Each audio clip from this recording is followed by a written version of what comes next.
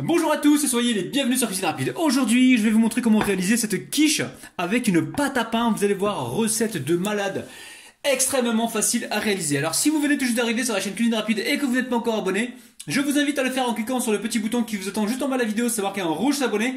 Cliquez dessus, c'est entièrement gratuit et en plus, vous allez apprendre énormément de choses. On part en cuisine, c'est parti. Alors très simple, pour réaliser donc cette pâte, alors aujourd'hui on fait pas une pâte brisée, on fait une pâte à pain qui est beaucoup plus légère, hein, d'accord? Surtout qu'on est en confinement, donc on veut pas trop grossir. Allez, on va mettre 230 g de farine. Dedans, j'ai une cuillère à café, une petite cuillère à café de levure sèche boulangère. J'ai une cuillère à café, une demi-cuillère à café environ de sel. Et donc la farine, j'ai dit, c'est 230 grammes. Nous avons ici de l'eau. L'eau, c'est 130 grammes. C'est environ, après, s'il faut rajouter un petit peu plus pour avoir la boule de pâte, on le fera. Donc là, j'ai 130 grammes d'eau tiède. Et j'ai 2 cuillères à soupe ici d'huile d'olive. D'accord? Donc très simple. Vous allez voir, on met nos 2 cuillères à soupe d'huile d'olive. On met l'eau. Donc là, il y a la levure sèche boulangère. On est d'accord, hein? Et j'amène ça donc au robot à pétrir pendant environ 3 minutes. Allez, on pétrit. Allez, après 3 minutes de pétrissage, donc là c'est important la famille, hein. Ne mettez pas trop d'eau, hein. Mettez vraiment ce que je vous ai dit de mettre en eau, sinon vous allez vous retrouver avec une pâte trop collante. Allez, on récupère ici un petit peu de farine, je débarrasse donc la pâte. Voilà, il faut qu'il y ait une pâte qui soit ferme, de façon à ce qu'on puisse la travailler donc facilement tout à l'heure, hein, qu'on puisse l'étaler sans difficulté, ok? Donc là, c'est bon. Alors ce que je fais là, je mets un peu de farine, vous avez vu. Je vais ramasser la pâte, la reformer en boule. Voilà. La refermer en boule comme ça, la reformer. Pas la refermer, hein. Oh là là, Rabinou. Tu sais plus parler ou quoi là? Allez. Une fois que c'est fait, on met un plastique dessus ou un torchon et on laisse donc gonfler. Il faut que ça double environ de volume. Ça peut prendre 30 minutes, comme 45 minutes, comme 1 heure. Tout dépend de la température de votre pièce. À tout à l'heure. Alors très simple, pour réaliser donc cette quiche au thon, il va nous falloir, donc là j'ai 6 œufs. Ici j'ai environ 120 grammes de thon. On peut prendre une boîte à 140 grammes, il n'y a pas de problème, hein. Ici j'ai du lait, j'ai environ 150 grammes ou 150 millilitres. Là j'ai 100 grammes de fromage râpé. Ici j'ai 3 petits fromages à tartiner, hein. Vous pouvez prendre de la vache qui rit, ce que vous avez. Ici nous avons une poignée d'olives, un petit peu de citron. On mettra quelques cuillères à soupe de jus de citron. Du sel, du poivre. Ici j'ai des épinards. Et ici nous avons donc des tiges d'oignon. J'ai pris ça, ça a traîné dans le frigo, hein.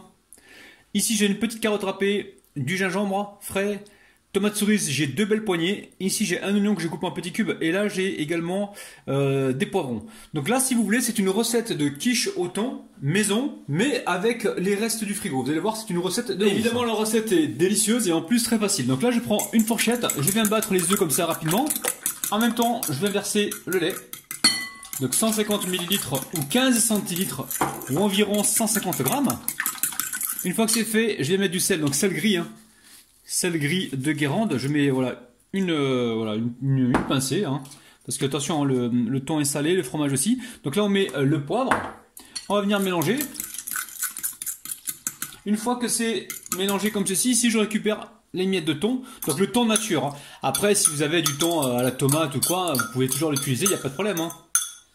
Mais de préférence, prenez un thon qui soit nature. Donc là, on mélange comme il faut. Ensuite, je vais récupérer ici tout ça en fait. À savoir donc les oignons, les tomates cerises, c'est un demi poivron vert, c'est pas un poivron vert entier. Et ici la petite carotte. Donc je mets tout ça dedans.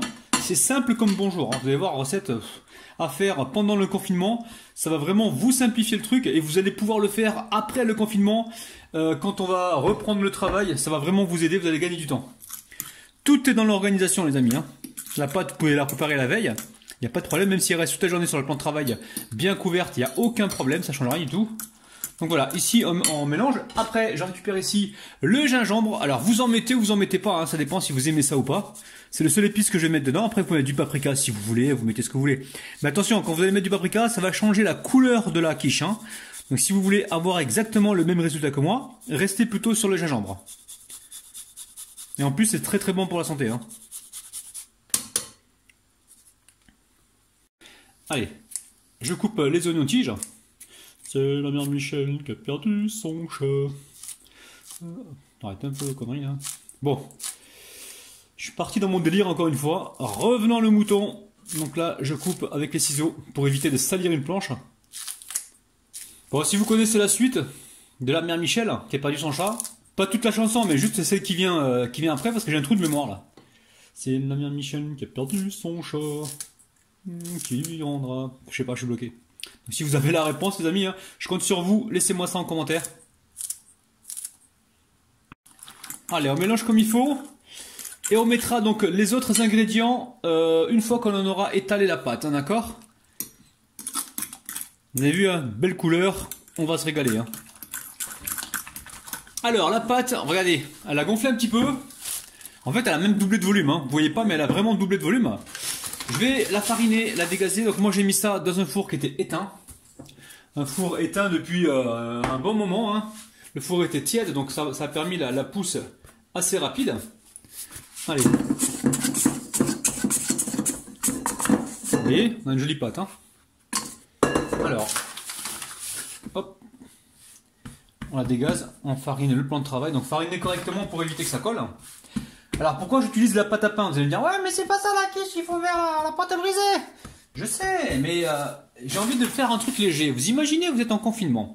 Si en plus je vous fais une pâte où je rajoute du beurre, des œufs, plein d'éléments, vous allez grossir. Et après vous allez me dire, ouais mais tu nous fais grossir avec tes conneries là. Vous avez compris les amis ou pas? Voilà, pâte à pain, il y a quoi? Il y a de l'eau, de la farine, du sel. Et il y a 2 cuillères à soupe d'huile d'olive. Donc l'huile d'olive, très très bon pour la santé. Allez, on étale. Donc là, le but du jeu, c'est de mettre ça là-dedans. Alors là-dedans, on a environ 28 cm. Donc je vais juste, comment dire, étaler un peu plus grand que le moule à tarte, de façon à ce qu'on puisse récupérer les bords. Vous allez voir, vous allez comprendre, c'est très facile.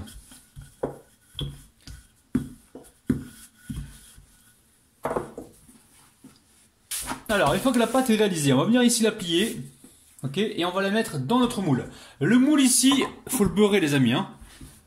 Faut le beurrer par mesure de sécurité. Puis après, ça va vous permettre également d'avoir une belle coloration de la pâte. Ok. Alors, là on essaye d'être régulier pour avoir les mêmes bordures, la même bordure partout. Hein. On ne veut pas une bordure plus fine que l'autre. On veut vraiment que ce soit donc symétrique. Allez, là je replie l'extérieur que je viens de pincer ici avec la bordure. Hein, d'accord.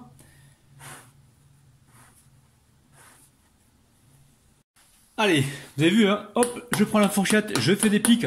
En même temps, je pense à allumer mon four. Allez, vous prenez la fourchette comme ça, vous faites des petits trous, on en fait un petit peu sur le côté. Ok. Alors, petite astuce d'économie si vous voulez. Ce moule-là, moi je l'ai acheté au marché. Enfin, je l'avais acheté au départ, j'en ai deux. Hein. J'en ai acheté un à Carrefour et un au marché. Je vous dis sincèrement, au marché, des fois, pour le même prix, au marché, vous pouvez trouver donc le même produit plus un plus petit. C'est-à-dire que vous avez le prix de 2 pour 1 en fait. Le prix de 2 pour 1, oui, exactement. Voilà, ok. Donc là, alors, on va commencer le montage. Alors, au niveau du montage, on a ici le fromage râpé. Alors, vous le savez, le fromage râpé, je le mets toujours en premier dans la quiche. Ça me permet, comment dire, de retenir un maximum d'humidité. Ça va empêcher que la pâte soit détrempée à la fin de la cuisson. À chaque fois que j'ai fait ça, j'ai toujours eu un bon résultat. Quand je le fais pas, je sens que le fond de la tarte est molle. Alors, ensuite, une fois qu'on a fait ça, qu'est-ce qu'on va faire? Ici, vous avez vu, j'ai des épinards. Épinards qui commencent à pourrir dans le frigo, mais c'est pas grave, on va pas les jeter. Enfin, ils sont plutôt, on va pas dire qu'ils sont pourris en fait, ils sont plus fanés en fait. Ceux qui sont vraiment comme ceci, on va les jeter, mais sinon, vous amusez pas à les jeter. Vous connaissez ma politique à moi, c'est voilà, économie, dans la mesure du possible. Hein, n'allez pas manger des trucs pourris, hein, les amis. Hein. Et voilà, on ne perd rien, on ne gâche rien parce qu'on n'a pas envie de ça. Ensuite, qu'est-ce qu'on va faire? On va verser donc la pâte, enfin le mélange dessus, ok? Alors juste avant de faire ça, ce qu'on va faire ici, on va appuyer un petit peu pour remonter un petit peu la quiche, parce que là la quiche elle a l'air trop basse. De toute façon en cuisant, ça va se rétracter, ça va rétrécir et on aura donc pile poil la forme du moule. Si on laisse comme ça va cuire, ça va rétrécir et on n'aura pas le résultat voulu et en plus on aura une croûte sur le côté qui sera épaisse et c'est pas donc agréable et c'est pas du tout ce qu'on recherche. Ok la famille? Allez. On appuie comme ceci, on a fait le tour, là ça y est, allez, là on est bien. On va verser donc cette préparation dedans. Alors on vient appuyer comme ceci. On va mettre le citron maintenant, sinon on va l'oublier. Voilà, un petit peu de citron comme ça. On met un peu partout. Alors maintenant, on veut une surface plate. Et si vous voyez par exemple que vous avez trop de jus sur le côté, ben, n'hésitez pas à récupérer donc une cuillère pour voilà, faire basculer. Donc, mais là, pour moi, ça va. Mais ça se trouve, il se peut des fois que, voilà, que vous ayez plus de jus sur ce côté-là. Donc vous prenez la cuillère et vous remettez au milieu. Ok? Est-ce qu'on est bien là? De temps en temps, voilà. Là, par exemple, il y a une tomate, il manque de la tomate ici. Hop, j'en mets un petit peu là. Je différencie un peu les couleurs pour avoir donc un résultat final acceptable, les amis. Bon, ça, c'est pas la peine. Je vais le retirer. Alors, est-ce qu'on est bien là? Oh, on n'est pas trop mal. Alors, on va récupérer ici les olives. Les olives qui traînaient dans le frigo. Alors, soit vous les coupez, soit vous les laissez entières. C'est vous qui voyez. Hein. Vous êtes maître de vous-même. Donc là, on va, pareil, différencier un petit peu les couleurs. Bon, j'espère que vous avez compris. Hein. Aujourd'hui, on passe les restes du frigo. Hein. Ok? Allez. Là, je mets mon fromage. Alors, on appuie comme ça pour faire rentrer le fromage. Alors, là, le four, il est en train de préchauffer à 165 degrés, 170 degrés. Hein. N'allez pas au-delà, les amis. Si vous allez à 180, vous allez cramer votre quiche. Donc là, on fait rentrer nos éléments à l'intérieur pour ne pas qu'ils brûlent en surface. Et au niveau du temps de cuisson, on laisse cuire tranquillement. Ça peut prendre 35 minutes, 40 minutes. Ça dépend de votre four. Mais restez bien à 165, voire 170 degrés. Et n'allez pas au-delà, les amis, ok? Allez, on se retrouve tout à l'heure. Regardez-moi cette quiche de compétition, la famille. Quiche de compète, ouais. Donc là, au niveau de la cuisson, combien de temps j'ai mis? J'ai mis environ 35-40 minutes. Donc j'ai commencé à 170 degrés. À mi-cuisson, j'ai vu que ça commençait à prendre ici au niveau de la coloration. J'ai baissé à 165 degrés. Donc respectez bien ces températures de cuisson pour avoir le résultat similaire. Hein, ok? Donc là, pour l'instant, on va laisser tiédir parce que c'est très très chaud. Et une fois tiède, on pourra le mettre directement sur une assiette. Je vais vous montrer ça. La technique de démoulage, elle est très simple, vous allez voir. Ça donne vraiment envie et en plus, ça sent super bon. À tout de suite. Alors, on va passer au démoulage. Donc, c'est très simple. Donc là, ça a tiédi. Alors, pour le démoulage, c'est simple. Allez, on soulève un petit peu là. Vous voyez ce que je fais, les amis? Et hop, on fait glisser. Hop là. Vous avez vu? C'est facile. C'est important de beurrer. Regardez-moi ça, je vous montre ça de près. Vous voyez, c'est magnifique. Hein, magnifique. Allez, on va se couper une jolie part, la famille. Oh loulou, les amis. Donc, laissez bien tiédir. Hein. Alors, à chaque fois, on va venir ici essuyer donc le couteau. N'oubliez pas le petit pouce vers le haut, la famille. Est-ce que vous êtes prêts? Nous allons faire le 1, 2, 3, de manière moins sauvage, les amis. Allez, vous êtes prêts? Quiche au thon réalisable avec les restes du frigo. Un truc de dingue. 1, 2, 3, Ouh la famille! Regardez-moi ça. Recette de malade. Extrêmement facile à réaliser. C'est dingue. Donc refaites la recette. En même temps, n'oubliez pas, petit pouce vers le haut. Ça prend 2 secondes, les amis. Prenez 2 secondes pour me laisser un petit pouce pour m'encourager. Ça me fait extrêmement plaisir. N'oubliez pas également de vous abonner. Vous avez le petit bouton rouge en bas de la vidéo. Et vous pouvez également partager cette vidéo. Franchement, ça me ferait énormément plaisir. Prenez soin de vous. Je vous retrouve demain matin à 9 h. Bye bye.